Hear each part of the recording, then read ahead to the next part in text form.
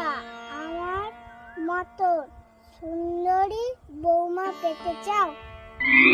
তাহলে আর শিখিও না ছেলেকে, পড়াশোনা করে যে গাড়ি ঘোড়া চড়েছে। এবার থেকে ছেলেকে শেখাবে পড়াশোনা করে যে সুন্দরী বউ পাবে সে।